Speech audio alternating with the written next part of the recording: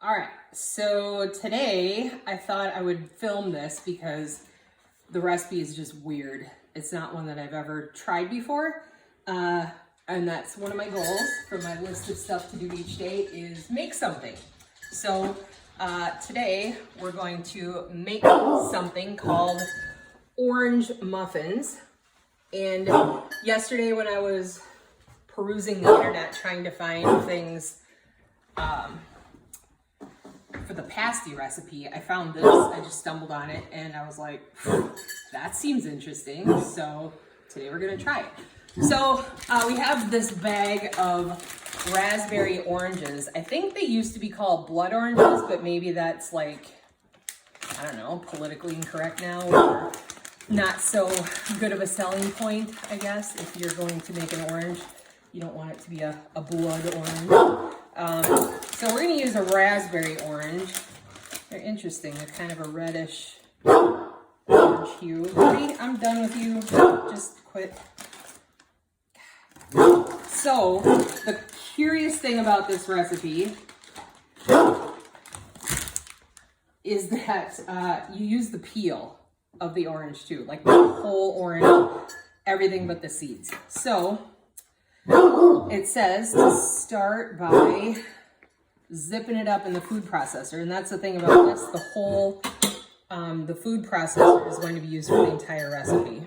It said to make sure there aren't any seeds. I'm not seeing any seeds. Oh, yep, there's a seed. Gertie. Get out of my kitchen. Go. You're being a terrible creature. Ooh, they're super juicy. Yep.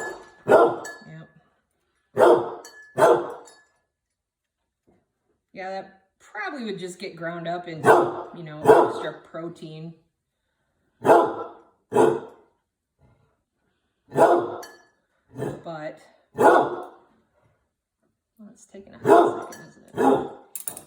Just use my fingers to peel. Okay, well, you can see the juice is red. So these muffins are probably gonna turn out really, like really red. Oh, you know what I didn't do the first rule of baking things and cooking is wash your produce. My girlfriend Caitlin told me that. She's really good at cooking. And she always washes her produce first. Okay. And I think oranges are probably one of those like dirty dozen foods that are super full of pesticides. So maybe we could just call these pesticide muffins. I don't know. So it says to cut them into chunks and then throw them in. Once you get the seeds all out. And I did find a few, but I don't know, I guess we'll just risk it, see what happens. It said to cut off the stem part too, but this one didn't really have any, so. All right, here we go.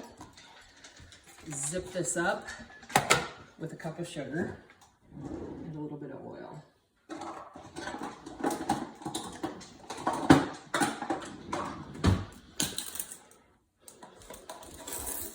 It says a half a cup of plain oil.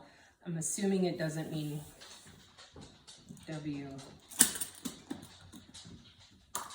what's the oil called? EVOO? No, the car oil. Oh, 5W30. And then half a cup of plain oil. So I'm using vegetable oil. All right, so we'll see what happens here.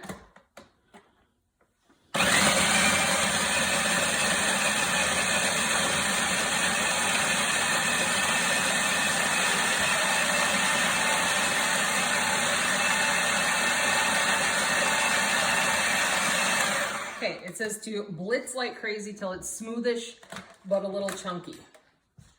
I would say that's probably smoothish, but a little chunky, okay? Then you add an egg and blitz like crazy again. Pro tip, crack your egg into something that's not that because you don't want to have to start over if you have any shells. Give it a smell, make sure it's acceptable. These are gonna be some pretty pink muffins.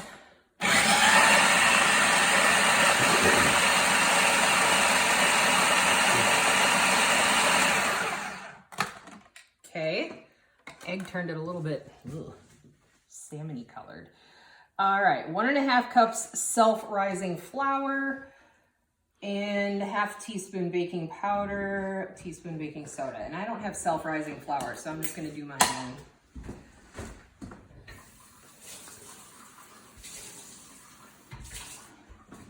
I don't like using multiple dishes, so we're gonna, all right, try this here. What I learned the other day is you're supposed to scoop your flour in and it gives it like a sifting and it won't be as packed down, but I'm lazy, so. All right, 1.5 cups, did I say? Yep, 1.5 cups self-rising flour. So, don't try this at home, but I just eyeball things. That's about it. But I'm old and I've been doing this for a while. So, without self-rising flour, you can make your own using a teaspoon of baking powder and a half teaspoon of salt, extra baking powder. So, I'm supposed to put in 1 teaspoon of baking powder.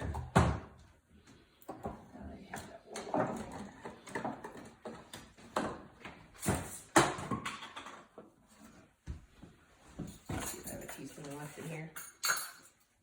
Yeah. Yep. Okay, teaspoon baking powder and a teaspoon of baking soda. And I'm also going to throw in some cardamom because I just feel like the cardamom and the orange would have a good flavor together. So I'm putting in about, oh, it smells so good. Maybe slightly less than a teaspoon of this because kind of a little goes a long way. Just to give it just a little bit of a zing. I love cardamom. It smells so delicious. All right, and then a bit of salt, half teaspoon. Okay. All right, then blitz it up again.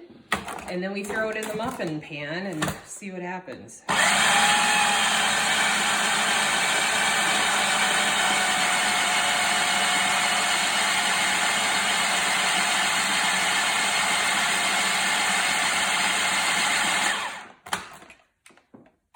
Whew. It's got some chunks, all kinds of peeled chunks. I think that'll probably soften up as it bakes, I guess, but smells good. Yeah, it smells really good. So,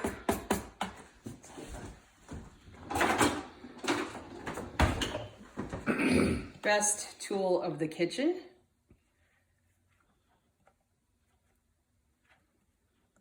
Rubber scraper, rubber spatula. Kid's worst enemy because if mom uses this, there's nothing left in the bowl to lick out. Not that we eat raw eggs, ever.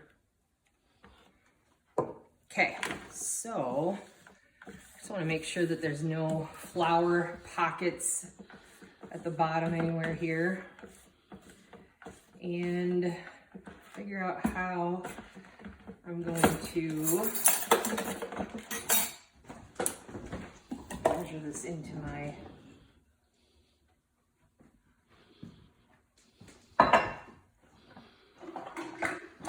start with 1/3 cup. And it said it would make 12, depending on the size of your orange. If you use a gigantic orange, you're gonna have a lot left over. You wanna fill these about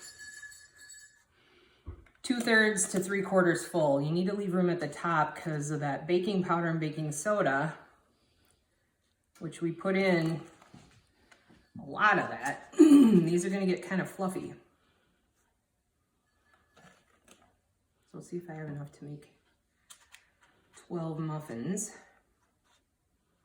in which case our neighbors have been getting a lot of baked goods lately because we don't need 12 muffins at our house. But I suppose they'd freeze good. And there's also a glaze that goes on top at the end.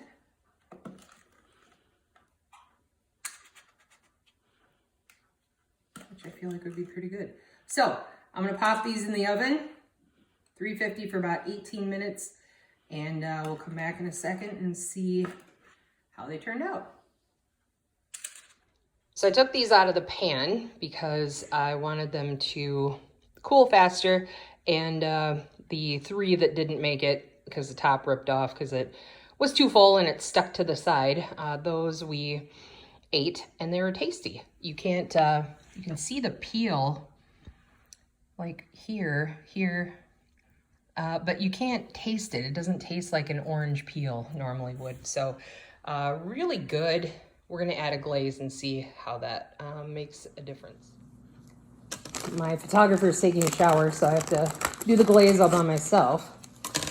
For the glaze, you're just supposed to use a cup of powdered sugar and enough orange juice to make it the consistency that you want. So I'm just gonna use a smaller bowl.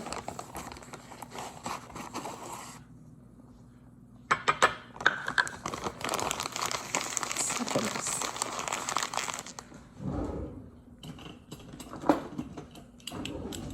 Life skill, office clip, great for bags. Okay, so for orange juice, I'm just gonna use regular Minute Maid and start with maybe a teaspoon, a tablespoon, not quite full.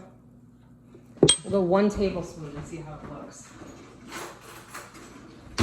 Now I'm gonna stir this with a fork because I want the clumps gone. Yeah, that's not even close to enough. So let's go 3 tablespoons.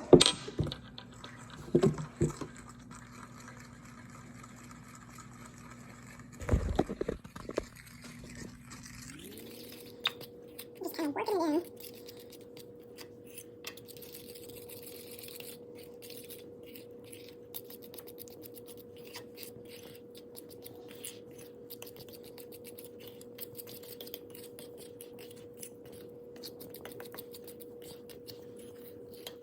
That's about good for a glaze.